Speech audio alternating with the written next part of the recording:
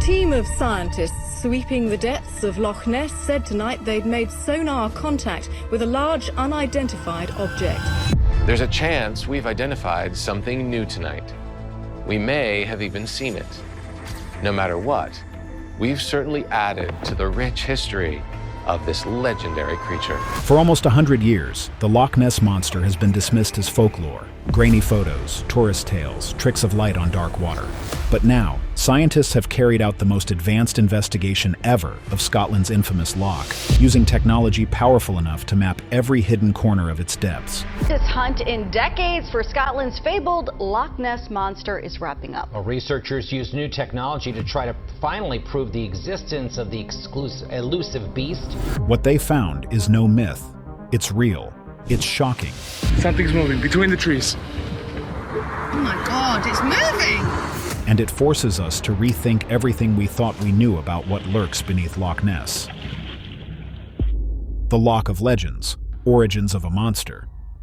Loch Ness is no ordinary lake. It stretches for 23 miles through the Scottish Highlands and is deeper than the North Sea in some places. But inevitably, we've become also intrigued by other aspects of Loch Ness. Its waters are cold, dark, and heavy with peat, which makes them almost black. Even during the day, visibility beneath the surface is almost zero. From the rocky shore, the water can look calm and still, but beneath it lies a silent, hidden world that very few have explored. For centuries, this mysterious landscape has fascinated and frightened those who live nearby. Long before scientists and cameras arrived, ancient Celtic tribes lived around Loch Ness.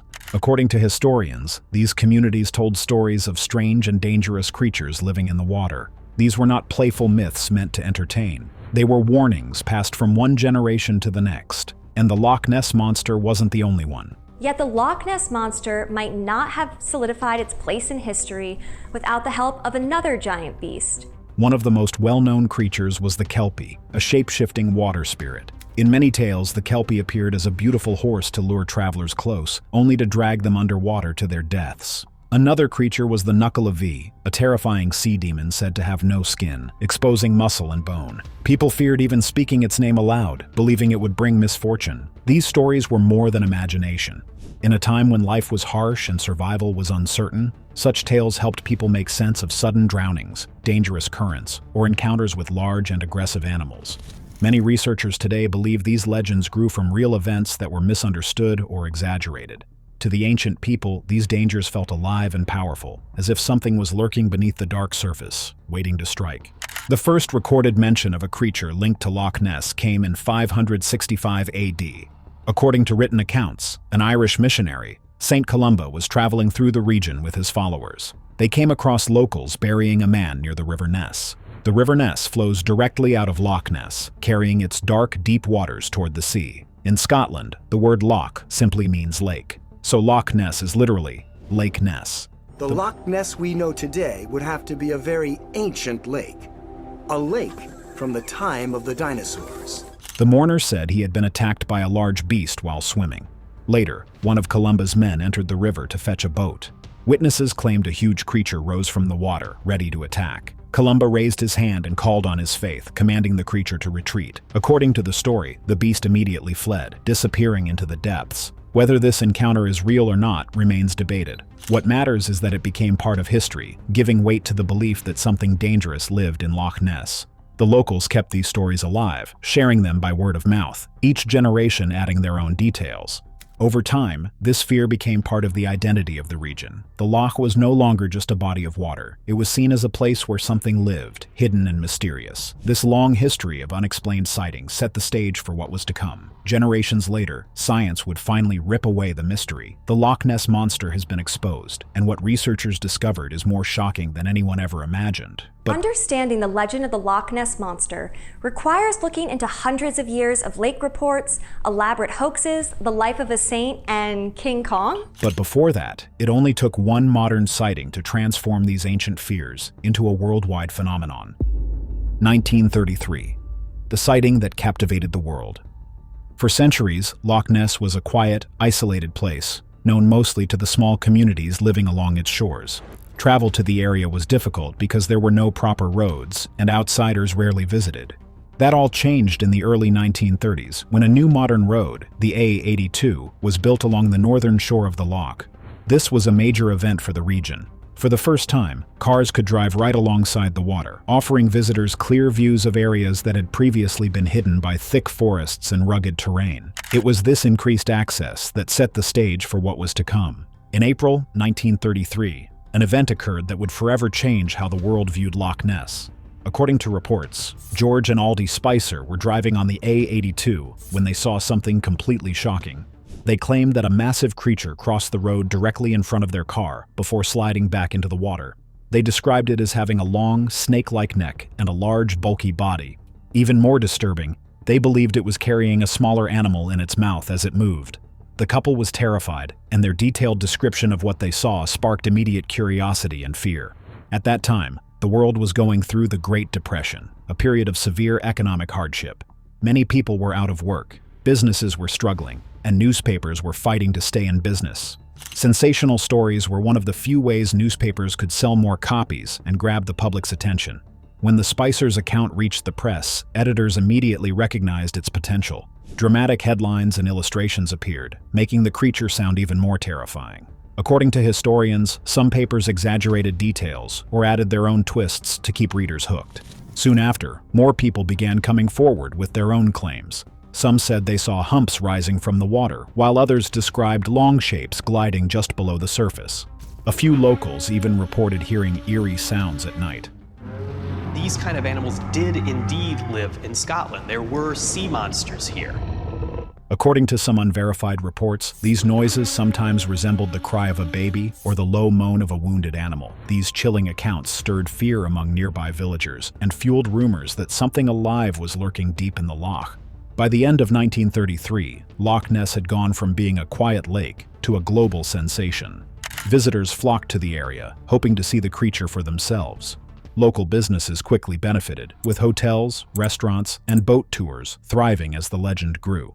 The story was no longer just a strange sighting. It had become a cultural and commercial force, with money and mystery now deeply connected.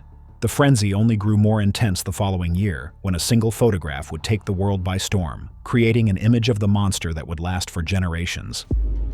The photo that changed everything.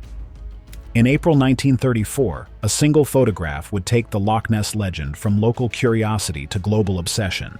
Published by a major London newspaper, the image appeared to show a long, snake-like neck rising from the surface of the dark water, surrounded by ripples.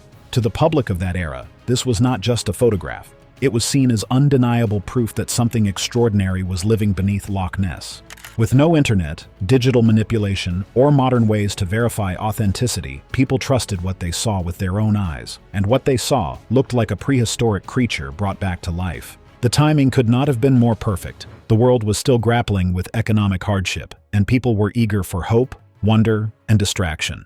Back then, technology was far different from today.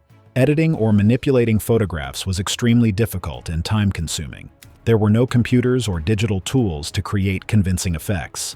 Because of this, most people believed that a photograph was solid proof of reality. If you saw it in a picture, you trusted it was true. This mysterious image provided exactly what people were craving. It matched earlier eyewitness descriptions of a creature with a long neck and humps, giving the public a clear image to attach to the monster they now called Nessie. Almost overnight, the photograph spread across newspapers worldwide. The story of a hidden creature in a remote Scottish lake captured imaginations across the globe, and the legend exploded into a full-blown phenomenon. As excitement grew, additional photographs and films began to surface over the years, each one claiming to capture proof of Nessie's existence. Some were blurry and left much to interpretation, while others appeared far more convincing. Among these was a short film recorded in 1960 by a British engineer named Tim Dinsdale. His footage showed a large dark object gliding steadily across the loch, leaving a powerful wake behind it. At first I thought it was a cormorant's neck, but then of course you could see that it wasn't a cormorant because it was too big, and it came out like a black snake. Dinsdale believed with absolute certainty that he had filmed a living creature. For decades, experts studied the clip. Some argued it clearly showed an animal moving under its own power, while others insisted it was only a boat viewed from a distance. Even today, the film remains one of the most hotly debated pieces of evidence connected to Loch Ness. Another famous piece of evidence came in the 1970s, later known as the flipper photo. This image seemed to show a large, diamond-shaped flipper moving beneath the surface of the water. It caused a sensation at the time because it closely matched descriptions of a plesiosaur, an ancient marine reptile that lived millions of years ago during the age of the dinosaurs. The photo fueled the belief that a small population of these prehistoric creatures might have somehow survived undetected in Loch Ness. Businesses quickly saw opportunity. Toy makers created figurines modeled after the creature in the picture. Filmmakers added long-necked sea beasts to their movies, and authors released books filled with thrilling tales of underwater monsters. Tourists flocked to Loch Ness, filling hotels and restaurants, while souvenir shops sold everything from postcards to plush toys. Nessie became more than just a story. She became a brand and a symbol of Scottish folklore. For decades, these photos went unchallenged. Families displayed it proudly, scientists debated it, and believers used it as their ultimate piece of evidence. The team of scientists sweeping the depths of Loch Ness said tonight they'd made sonar contact with a large unidentified object. Skeptics raised occasional questions, but the world was largely convinced. Then, in 1994, everything changed. According to reports, Christian Sperling, a man connected to the very first photograph, made a shocking deathbed confession. He revealed that the monster was actually a small model head and neck attached to a toy submarine. The hoax had been orchestrated by Sperling, his stepfather, and others to get revenge on the very newspaper that published the photo, which had previously mocked them publicly. The revelation was devastating. If the most iconic image of the Loch Ness Monster was fake, what about the others? What about the flipper photo? Years later, the flipper photo that had inspired dreams of living dinosaurs was eventually determined to be either staged or badly misinterpreted. Many felt betrayed, especially those who had dedicated their lives to proving Nessie's existence. Some even refused to believe the confession, claiming it was part of a cover-up. This raised a troubling question. Were people truly seeing a creature? Or were they seeing what they desperately wanted to see? Even with these hoaxes exposed, belief in Nessie did not die. This unshakable belief pushed scientists to search for answers using new tools. With photos no longer trusted, the next stage of the hunt would turn to technology in hopes of finally solving the mystery. The sonar revolution, hunting the depths.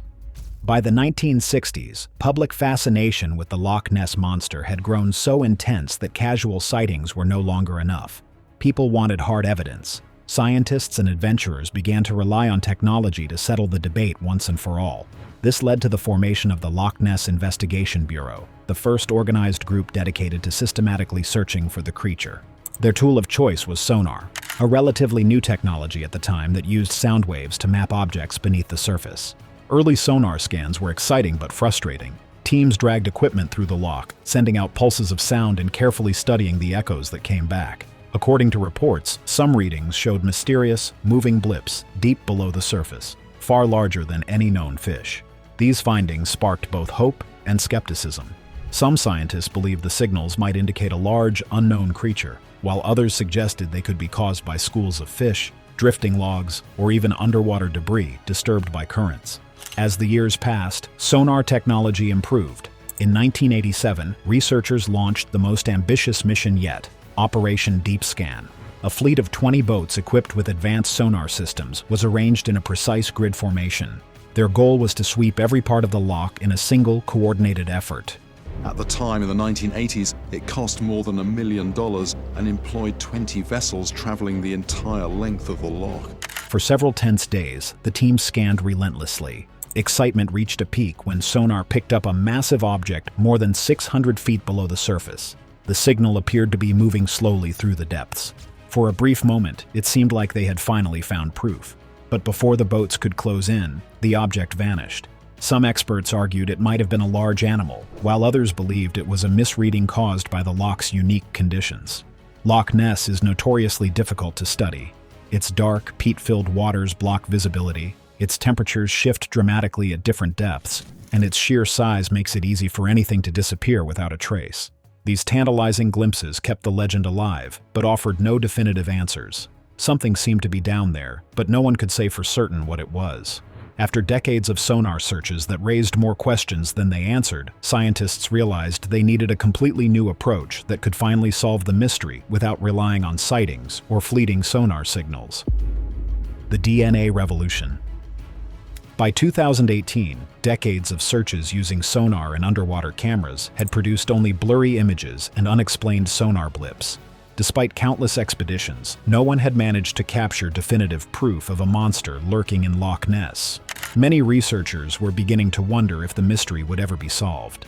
That was when Professor Neil Gemmell from the University of Otago in New Zealand introduced a completely new approach called environmental DNA, or eDNA. Using eDNA, the team will be able to study the inhabitants of the loch without them even being seen. This method was different from everything that had come before. Instead of trying to spot the creature directly, Gemmell's team decided to examine the water itself. Every living thing leaves behind microscopic traces of its genetic material. Fish shed scales and mucus. Mammals leave behind skin cells and hair. Even waste products carry DNA. By carefully collecting water samples and analyzing them in a laboratory, scientists could detect every species living in the loch without ever seeing them. This meant that if a large, unknown creature truly lived in Loch Ness, its DNA would appear in the results. Professor Gemmell and his team spent 2 weeks collecting samples from all across the loch. They gathered 252 samples, drawing water from the surface, the middle depths, and even the murky bottom to ensure no area was left unchecked. Once collected, the samples were filtered and processed in the lab. The procedure was slow and highly detailed, taking months to complete. Unlike past searches that relied on sightings or easily faked photographs, this method promised hard scientific data that could not be manipulated. When the results were finally ready, they shocked everyone involved. The first surprise came from what was not found. There was no trace of prehistoric reptiles like plesiosaurs, the dinosaur-like animals many had long imagined as Nessie's true identity. There was also no evidence of giant sharks, massive fish, or foreign species secretly introduced into the loch. This immediately ruled out several of the most popular theories that had persisted for decades. Then came the most unexpected discovery. Among all the species identified, one result appeared in overwhelming amounts: eels. The sheer quantity of eel DNA was far greater than anyone had predicted. At first, the team suspected a mistake. They repeated their tests, but each time the outcome was the same. There were far more eels in Loch Ness than previous studies had ever suggested. While this discovery was deeply compelling, it divided the public. Many Nessie enthusiasts were disappointed. For decades, they had imagined a dinosaur-like creature surviving against all odds. To learn that the monster might actually be a giant eel felt like a letdown. Some refused to believe it, while others accepted it as the most logical explanation yet. This theory reframed the entire mystery. It suggested that Nessie was real, but not in the way people had always imagined. Still, it left one lingering question. Could a giant eel truly explain every terrifying encounter and every strange sound reported over the past century? That question pushed the search even further, hinting that there might still be secrets lurking beneath the surface. The giant eel theory. From myth to biology. The discovery of overwhelming amounts of eel DNA in Loch Ness raised a bold and controversial theory that captured the attention of scientists and locals alike. Eels are already a natural and essential part of the loch's ecosystem. According to researchers, these creatures begin their lives thousands of miles away in the Sargasso Sea, a region of the Atlantic Ocean near Bermuda. From there, they embark on an incredible migration across the ocean, swimming up rivers and streams until they reach freshwater environments like Loch Ness.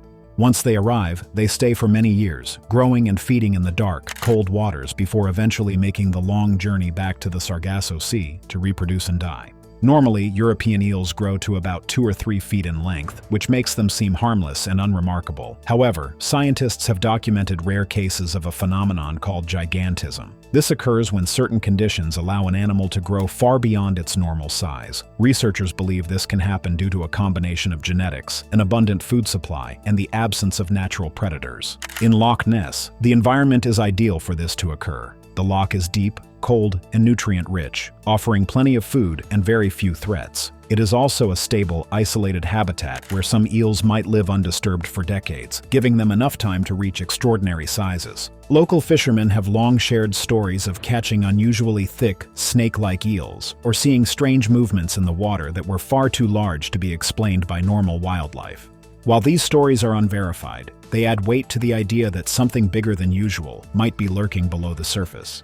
This explanation solved many of the mysteries surrounding Loch Ness and provided a logical, biological basis for sightings that had terrified and fascinated people for nearly a century. Yet, it did not explain everything. Some sonar readings were too precise and too large to match even the biggest known eel. A few eyewitness encounters described movements and sounds that could not easily fit this theory, such as strange cries heard at night or objects moving at speeds no eel could reach. Those lingering details kept the legend alive. While science offered a possible solution, it also hinted that there might still be something darker, something even stranger, lurking beneath the surface, and that is where the story takes an even more chilling turn. The unexplained encounters science can't dismiss. The giant eel theory has become the most widely accepted scientific explanation for the Loch Ness Monster. Many researchers and locals agree that large eels could account for most of the sightings and strange shapes reported over the years. However, there are still people who believe that not everything has been answered.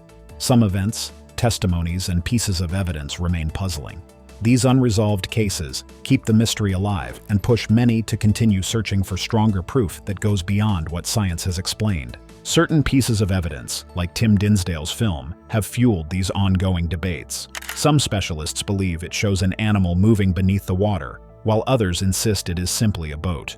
Even today, it remains a point of contention and a reminder that Loch Ness still holds secrets science cannot fully decode.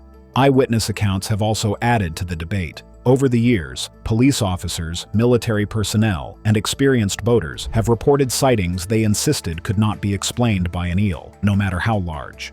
Some described seeing a massive form gliding beneath the surface in broad daylight. Others have spoken of eerie noises at night, with a few claiming the sounds resembled the cry of a baby echoing across the dark waters. Because these witnesses are trained professionals, their testimonies have been difficult to dismiss outright. Many of them continue to believe they encountered something extraordinary and return to Loch Ness seeking a stronger explanation. Nessie's legacy, the monster that shaped a nation. The Loch Ness Monster is more than a creature in a story. It has become a lasting part of Scotland's identity. Across Scotland, Nessie's image appears everywhere. It is painted on murals in schools, featured in parades, and even used in official festivals celebrating Highland history and folklore. Local artists create songs, sculptures, and paintings that depict the creature in different ways. Some treat it playfully, while others show it as a mysterious and powerful symbol of nature's hidden depths. Nessie has become a character that unites communities and celebrates Scottish tradition. Over the decades, Nessie has grown far beyond the Scottish Highlands, becoming a global cultural icon. The creature has been featured in major films like The Secret of the Loch 1934, one of the first movies inspired by the legend, and The Water Horse, Legend of the Deep 2007, which reimagined Nessie as a magical companion for a young boy. Disney even created an animated short, The Ballad of Nessie 2011, giving the monster a charming, family-friendly backstory. Nessie has also appeared in documentaries aired worldwide, countless books, and even video games like Apex Legends, where tiny Nessie plush toys serve as Easter eggs for players. Beyond entertainment, Nessie has been used in environmental campaigns to raise awareness about preserving the loch's ecosystem.